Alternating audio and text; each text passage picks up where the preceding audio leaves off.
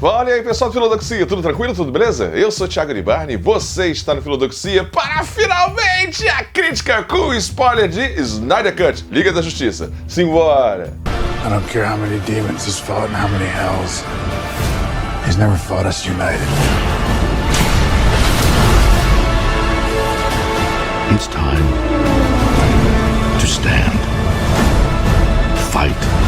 E aqui você já sabe, eu já vou pedindo logo, antes que a hashtag Restore the Snyderverse pegue de vez, deixa logo o seu like, se inscreve no canal se ainda não for inscrito, deixa um comentário no final, ativa o sininho para receber as notificações e, agora sim, bora começar! Lembrando que essa crítica contém spoiler. Se bem que spoiler de um filme de 4 anos atrás, tem spoiler possível? Ah, eu acho que tem sim. É verdade. Antes de tudo e mais nada, eu preciso fazer aqui um meia-culpa, que eu sou uma menininha, eu sou um menininho do Snyder, rapaz. Eu fui ver minha crítica lá do Liga da Justiça de 2017. Meus irmãos, minhas irmãs, eu tava muito hypado, mais do que eu tava pra ver o corte final. Eu dei 9 pro filme. Eu dei 9? Como assim? 9? Eu tava muito doido. Você é vergonha da profissão! Eita, rapaz, não tem como comparar um filme com o outro, mas 9, realmente 9, e ainda mais em comparação. Esse corte agora do Snyder com o corte com a contribuição lá do Joss Whedon, fica muito ruim pro Joss Whedon, né? Fica muito ruim. A questão da paleta de cores, a questão do humorzinho mequetrefe ali do Batman, que eu tinha gostado na época, e tem coisas que eu gosto do Joss Whedon que ele fez, eu acho que ele acertou lá atrás, eu acho que aqui o Zack Snyder ele erra em algumas coisas, mas assim, esse Zack Snyder Cut, ele, como disse aí o Ricardo Rente, ele oblitera, ele acaba, ele aniquina, ele decapita o filme lá de 2017. É como se o filme de 2017 fosse o final do Steppenwolf, que é opalado. Opalado que fala? Não, opalado é o carro, né? Como é que é o nome do negócio mesmo? Empalado. É empalado pelo Aquaman, corta a cabeça, a Mulher Maravilha corta a cabeça do Lobo da Steppe. É como se o Lobo da Steppe ali fosse uma metáfora quase que daquele filme lá de 2017.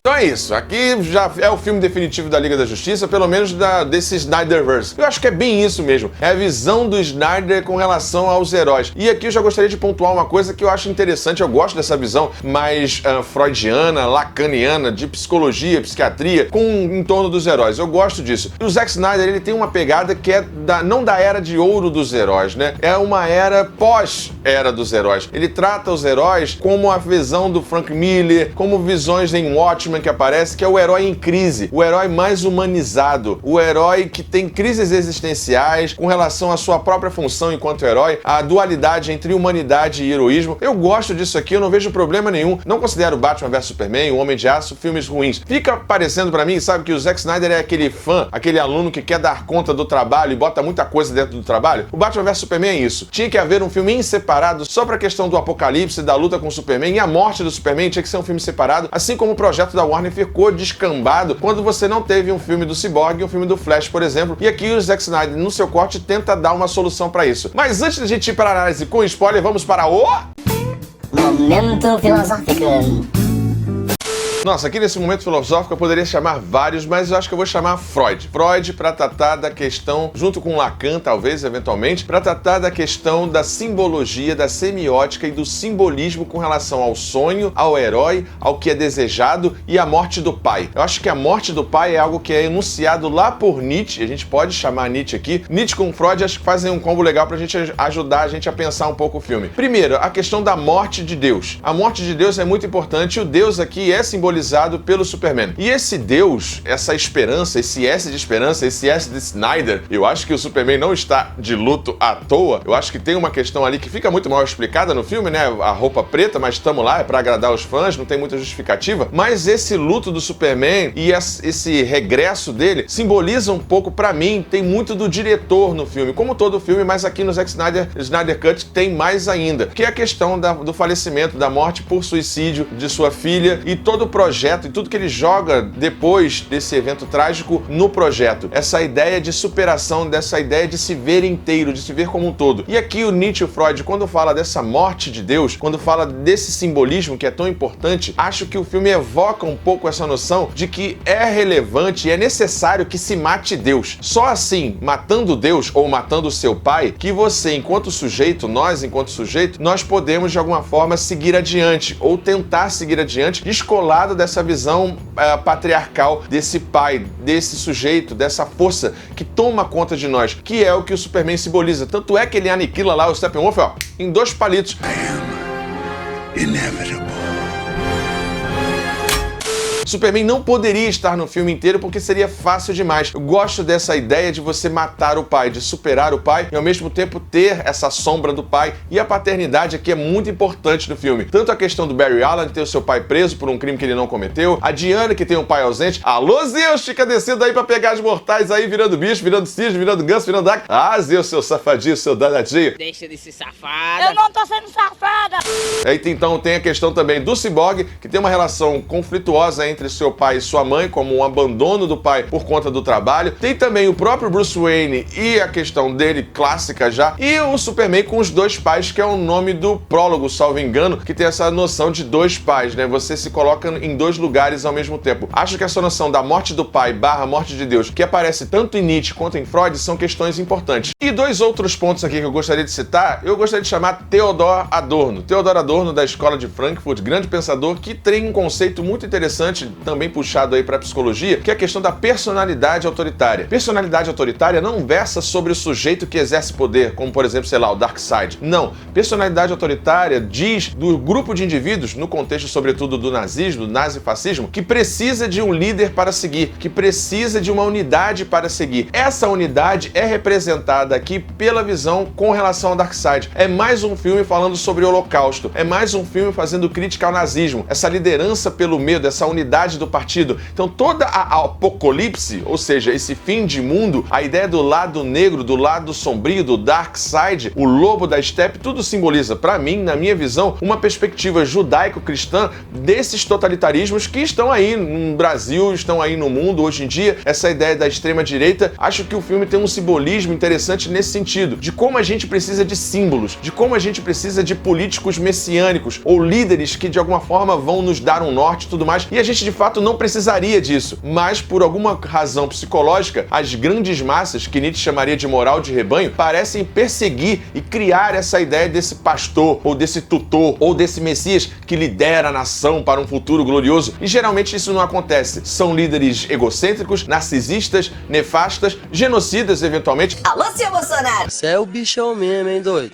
Que de alguma forma fazem com que as massas ou parte da massa acredite que precise desse líder. Então aqui a figura do Darkseid, junto com a figura do Superman, equilibrando aqui a humanidade, né, a humanidade com o pessoal de Apocalipse, né, com o povo de Apocalipse, de alguma forma acho que Snyder equilibra um pouco isso, problematizando, tangenciando essa questão. E para finalizar, eu chamo aqui sempre o mito de Sísifo de Albert Camus. Parece aqui que todos os heróis, na visão de Snyder, é muito isso, tem o peso do mundo das costas, né, uma referência à mitologia grega, ao Atlas, né? É preciso, segundo Camus, imaginar Sísifo feliz, aquele que é condenado a empurrar uma pedra morro acima e ver a pedra descendo morro abaixo. É um esforço do herói o tempo inteiro viver esse quase que eterno retorno do mesmo, como diria Nietzsche, infinitas vezes. E só se poderia ser um herói feliz se você, de alguma forma, encarasse isso com leveza, com alegria. Eu acho que tem isso em algum momento nesse Superman que volta.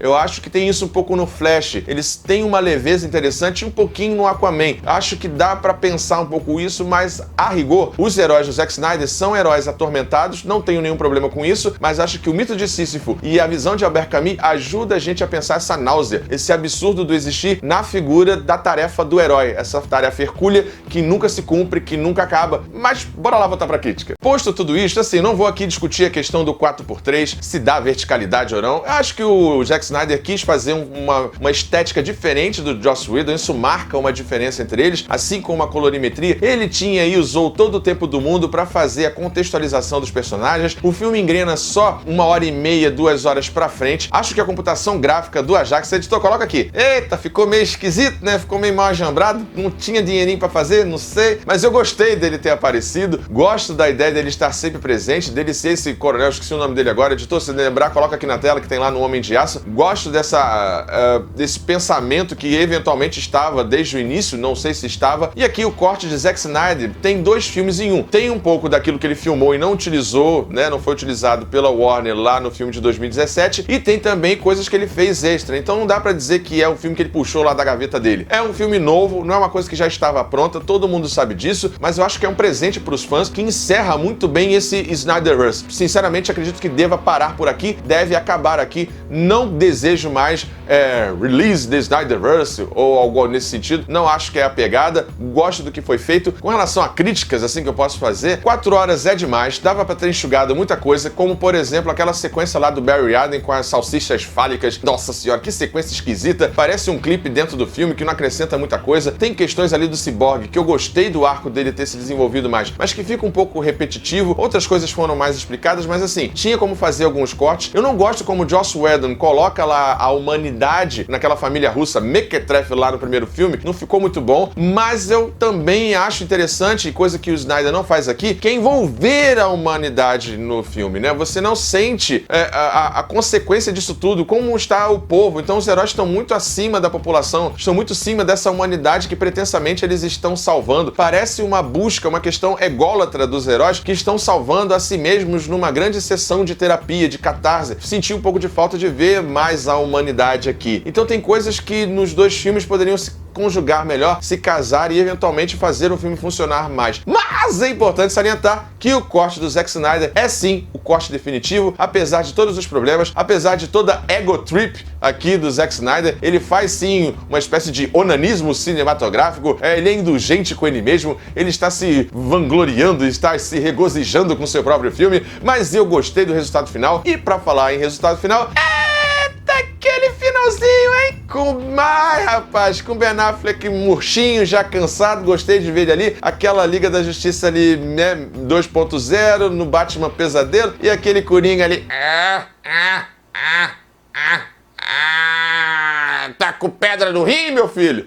Que coisa esquisita, né? Mas tá bom, né? Valeu, não acrescentou nada. Só pra quem é muito fã, assim, que pegou. A única coisa pra mim que vale a pena é a aparição ali do Ajax. É uma ideia que ele iria plantar, mas que eu acho que não vai vingar. E o discurso do Silas, que é pra mim, aí é a carta de amor do Zack Snyder para sua filha, para nós fãs, e falando dessa ideia de pai. Ele é pai 2 vezes, né? Ele é pai desse universo, eu acho que ele quer marcar isso. E também, obviamente, pai de sua filha. E talvez um meia-culpa ali de talvez ter ficado um pouco de lado, não sei, tô aqui especulando, mas ele fala nesse sentido do que ele gostaria de dizer que a filha estava inteira, de que estava todo mundo ali presente para ela. Eu acho que é essa um pouco a confusão do Superman na hora que ele volta e ressuscita. É essa confusão daquele que perdeu tudo, ou que está em depressão, ou que está com ansiedade e não consegue entender que ele está sendo ajudado. Então aquela confusão ali do Superman quando ele volta, eu acho que é muito esse simbolismo. E nessa visão de depressão, de ansiedade, de não entender que você está sendo ajudado, é legal também pensar o filme como aquela obra que ajudou muita gente lá nos Estados Unidos com a arrecadação de recursos para a questão do suicídio. E falando em questão de ação, para fechar esse vídeo que já tá enorme, não é não, editor? Tá grande esse vídeo, mas também não vou fazer de 4 horas, mas é sobre um filme de 4 horas. Eu não aguento mais. Gosto muitíssimo do trabalho que foi feito pelo Zack Snyder na variação com relação às formas de ação dentro do filme. Ficou muita ação, né? Mas enfim.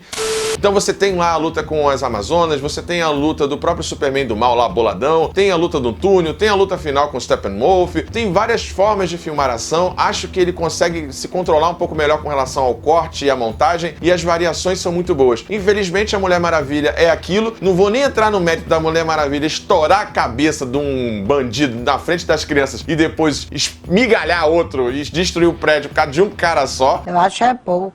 Os heróis do Snyder são esses heróis que matam mesmo. Lide com isso, eu também tenho que lidar com isso, mas acho que isso seria um papo para outro vídeo. Bom, então por isso tudo, a minha nota para Zack Snyder, Liga da Justiça, é nota 8.9. É um filme que poderia sim ser enxugado, que restaura e oblitera também de alguma forma o filme de 2017 e deixa um legado pra gente que é fã, ter 4 horas aí e muitas teorias e easter eggzinhos pra gente discutir. É isso, pessoal. Eu espero que você tenha gostado dessa crítica. Não esquece de deixar seu like, se inscrever no canal, caso ainda não tenha se inscrito, e até a próxima, pessoal. Tchau, tchau. Valeu!